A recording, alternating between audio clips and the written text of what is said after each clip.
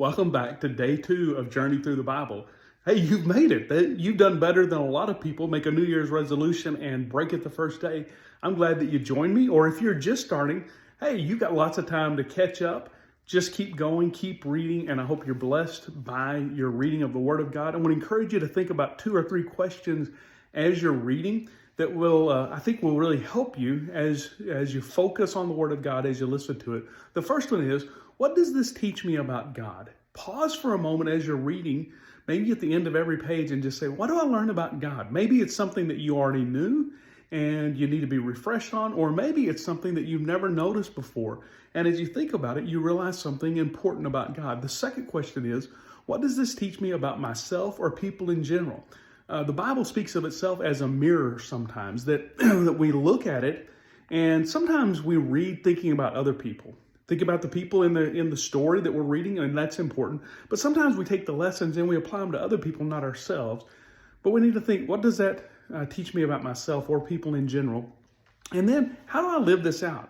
If I take this passage seriously, what in my life has to change? So here's what's happened. Remember in Genesis 1, the Spirit of God was hovering over the deep, and the earth was formless and void. Those words in the original language mean chaos. And into the chaos, God brought order. He separated waters above and waters below, water and dry ground. He caused vegetation and all the animals, and everything was perfect. And then in chapter 3, Satan comes in, and to the order of God, he brings chaos back. He lies, denies, twists, Adam and Eve's sin.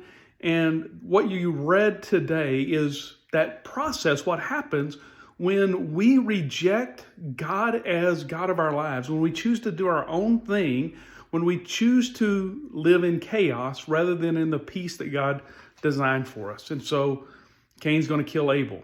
And there's a lot to be said about that. And then later, one of Cain's offspring is going to commit murder. And you keep turning the page and you see that, or maybe you didn't think about it. Children are born that weren't written down for us. And so they're being fruitful and multiplying as God told them to. And they're filling up the earth with people and they're marrying each other. But what happens is they're on this trajectory away from God. And then there's this little glimpse at the end of chapter 4 that Seth is born. And he has a brother. And then men begin to call on the name of the Lord. It's like, wait a second. Living life on my own, doing my own things, not working very well. I need to seek God. And so there would be one of those things you apply to yourself and say, wait, I want to call on the name of the Lord. I want to seek Him. I'm going to pray to God, and I'm going to ask for His blessing and His guidance. As you continue reading in chapter 5, and then especially chapter 6, you see how bad it's gotten. And it's some of the saddest things that I think are written in the Bible. It says that every thought and intention of the heart of man was only on evil continually, and God was grieved in His heart that He'd ever made man. And so He decides to start over, to clean the slate.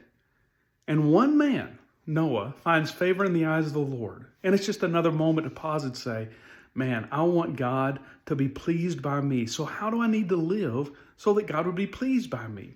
And you may have struggled saying, oh, it's terrible.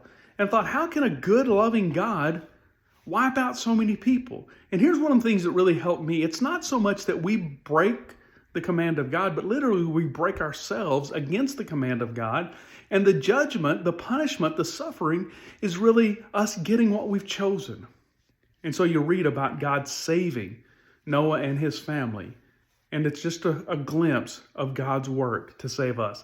I want to encourage you to keep on reading. If you've got some questions, you can submit those, especially on my Made for More. It's MADE, the number 4, MORE on Facebook.